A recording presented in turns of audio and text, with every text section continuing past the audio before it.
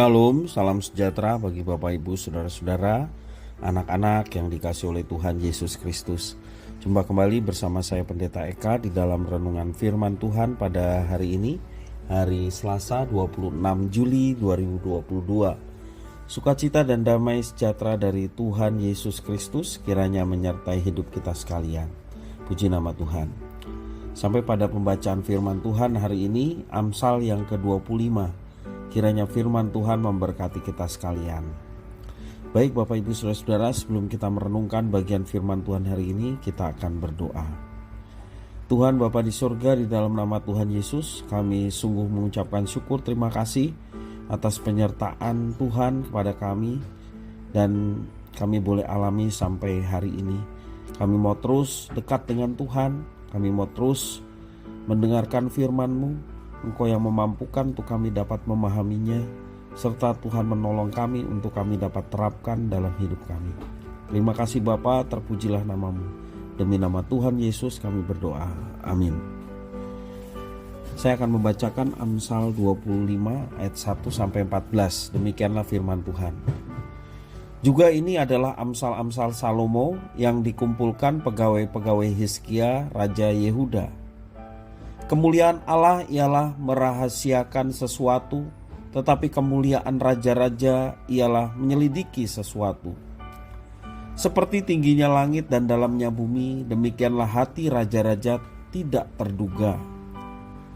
Sisihkanlah sanga dari perak, maka keluarlah benda yang indah bagi pandai emas. Sisihkanlah orang fasik dari hadapan raja, maka kokohlah tahtanya oleh kebenaran. Jangan berlagak di hadapan raja atau berdiri di tempat para pembesar. Karena lebih baik orang berkata kepadamu, naiklah kemari, daripada engkau direndahkan di hadapan orang mulia. Apa matamu lihat? Jangan terburu-buru kau buat perkara pengadilan, karena pada akhirnya apa yang engkau dapat lakukan kalau sesamamu telah mempermalukan engkau? Belalah perkaramu terhadap sesamamu itu, tetapi jangan buka rahasia orang lain, supaya jangan orang yang mendengar engkau akan mencemoohkan engkau, dan umpat terhadap engkau akan tidak hilang. Perkataan yang diucapkan tepat pada waktunya adalah seperti buah apel emas di pinggan perak. Teguran orang yang bijak adalah seperti cincin emas dan hiasan kencana untuk telinga yang mendengar. Seperti sejuk salju di musim panen, demikianlah pesuruh yang setia bagi orang-orang yang menyuruhnya. Ia menyegarkan hati tuan-tuannya. Awan dan angin tanpa hujan, demikianlah orang yang menyombongkan diri dengan hadiah yang tidak pernah diberikannya. Bapak Ibu Saudara-saudara yang dikasihi oleh Tuhan, biasanya seorang raja akan berjuang keras mempertahankan kerajaan yang dipimpinnya. Untuk itu, ia tidak dapat berjuang seorang diri. Ia memerlukan kepercayaan dari rakyatnya, dan kepercayaan itu tidak didapatkan begitu saja, melainkan didapatkan dengan kerja keras. Tentu saja sang raja tidak dapat bekerja sendiri. Ia memerlukan orang-orang yang dapat menjadi penasehatnya dalam mengambil sebuah keputusan. Dan para penasehat ini dapat memberikan berbagai gagasan dan saran, tetapi keputusan akhir tetap ada di tangan sang raja. Keputusan akan diambil sang raja berdasarkan apa yang ada di dalam hatinya. Dalam ayat yang ketiga mengatakan demikian. Selain itu juga sang raja pun memerlukan orang yang dapat dipercayainya. Jika ingin kerajaannya kokoh, seorang raja tidak perlu sungkan menyaring orang-orang yang ada di sekitarnya. Ia tidak membutuhkan orang yang sombong. Raja hanya memerlukan orang yang rendah hati, yang tidak bermuka dua. Ia akan memberikan tempat kehormatan bagi orang-orang yang seperti itu. Kerajaan akan terasa damai apabila orang-orang di dalamnya adalah mereka yang tahu bagaimana menyelesaikan perselisihan yang timbul. juga mereka yang tidak langsung memperkatakan perselisihan tersebut. Setelah itu tidak lagi mengungkitnya ataupun menjelek-jelekan orang lain. Itu dalam ayat yang ke-8 sampai ayat yang ke-10. Alangkah indahnya apabila setiap orang yang ada di dalam kerajaan itu dapat menjaga perkataan mereka. Tahu kapan berkata-kata yang tepat, sehingga harus setiap perkataan yang keluar dari mulutnya merupakan perkataan yang baik, yang manis untuk didengar oleh orang lain. Itu di dalam ayat yang 11 sampai yang ke-12. Nah, Bapak Ibu Saudara, bagaimana kita merenungkan bagian ayat ini? Apakah kita merupakan orang yang dicari oleh Tuhan?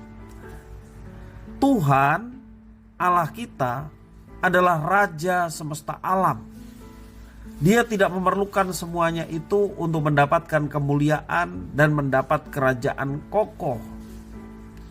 Dia merindukan setiap anak-anaknya adalah pembawa damai di lingkungan sekitarnya, baik dalam ucapan, dalam perbuatan setiap hari.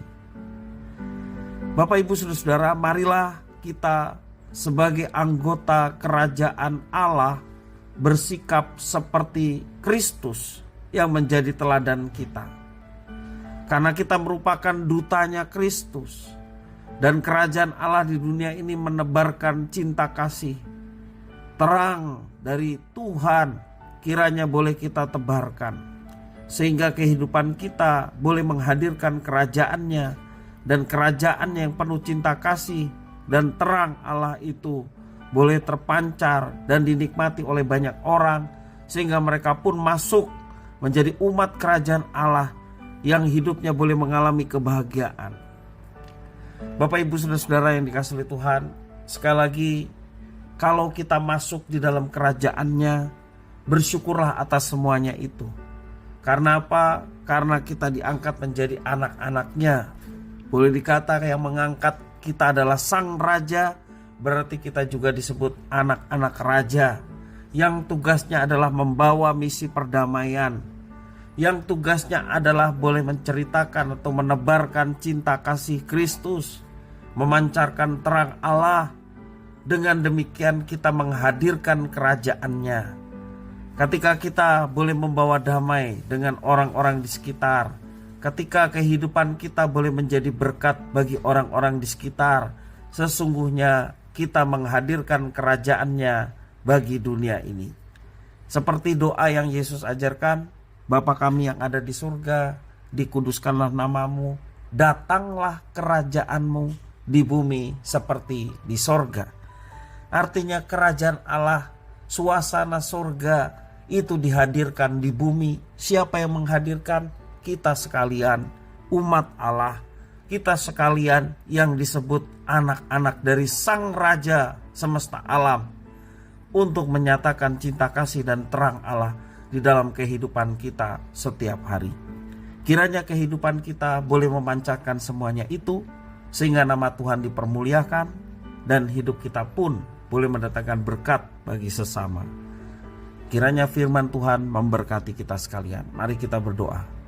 Tuhan Allah Bapa di surga, terima kasih atas firman Tuhan. Mampukan untuk kami melaksanakannya sebagai anak-anak-Mu yang menyatakan cinta kasih Kristus dan boleh memancarkan terang Allah di dunia yang penuh dengan kegelapan, sehingga melalui keberadaan kami semua, umat-Mu ya Tuhan, kami boleh menjadi berkat bagi dunia ini. Terima kasih ya Tuhan, inilah doa permohonan ucapan syukur kami. Demi nama Tuhan Yesus kami berdoa. Haleluya. Amin.